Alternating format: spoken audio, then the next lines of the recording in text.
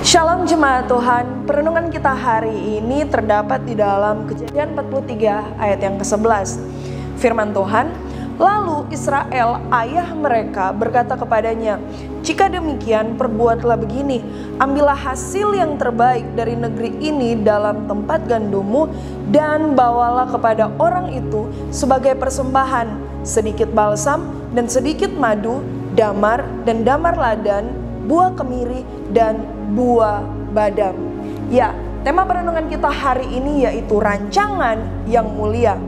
Ayat yang tadi kita baca adalah apa yang diperintahkan oleh Yakub kepada anak-anaknya untuk mereka bisa membawa persembahan penghormatan yang diberikan kepada Yusuf pada saat itu yang menjadi salah satu orang pemimpin di Mesir ketika Yakub dan anak-anaknya pada saat itu mengalami kelaparan hebat. Bapak Ibu jemaat Tuhan yang saya kasihi di dalam Tuhan Yesus Kristus, kita sama-sama tahu kisah mengenai Yusuf.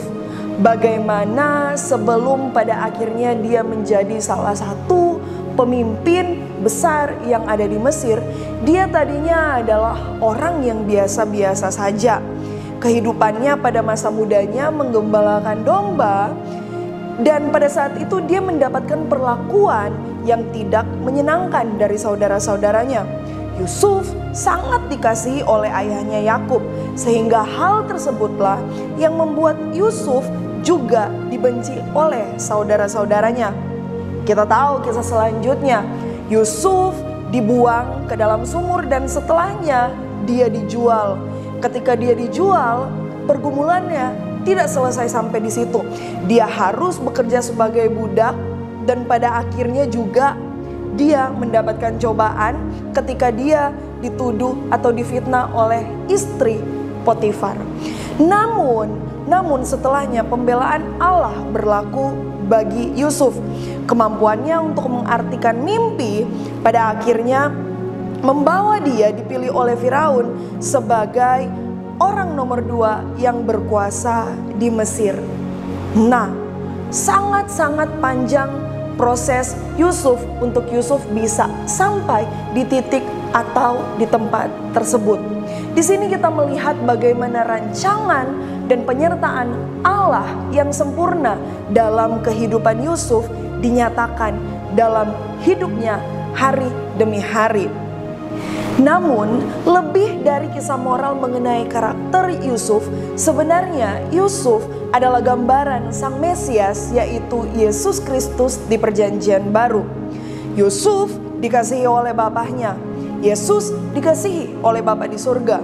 Yusuf dibenci oleh saudara-saudaranya, Yesus dibenci oleh saudara-saudara Yahudinya, orang Farisi, dan ahli-ahli Taurat. Yusuf bermimpi tentang masa depan dan membuat saudara-saudaranya semakin iri dan benci kepadanya. Yesus bernubuat tentang dirinya menjadi raja di masa depan. Orang Farisi dan ahli-ahli Taurat semakin iri dan benci kepadanya. Saudara-saudaranya berkonspirasi membunuh Yusuf. Orang Farisi dan ahli-ahli Taurat berkonspirasi untuk membunuh Yesus. Melalui Yusuf, ada keturunan non-Yahudi yang menjadi anak-anak Abraham dan menerima berkat Abraham. Melalui Yesus, semua bangsa yang percaya menerima Roh Allah yang menjadikan kita anak Allah untuk menjadi ahli waris kerajaan Allah. Rancangan Allah yang begitu sempurna di dalam kehidupan Yusuf, juga di dalam kehidupan Yesus Kristus, menjadi contoh atau teladan nyata di dalam kehidupan kita. Bagaimana kita sebagai orang percaya hidup di dalam dunia ini, di tengah-tengah dunia ini, bukan hanya sekedar untuk dunia ini, tetapi tujuan kita lebih daripada itu, untuk tujuan mulia yang Allah sediakan di dalam kehidupan kita. Dan pada akhirnya soli Deo Gloria, segala kemuliaan hanya bagi Tuhan. Setiap proses demi proses kehidupan yang kita lalui dan kita lewati dalam kehidupan kita, semuanya adalah untuk mendatangkan kebaikan bagi kita dan untuk mendatangkan kemuliaan bagi Tuhan Yesus Kristus. Itu dia untuk perenungan kita hari ini. Tuhan Yesus memberkati.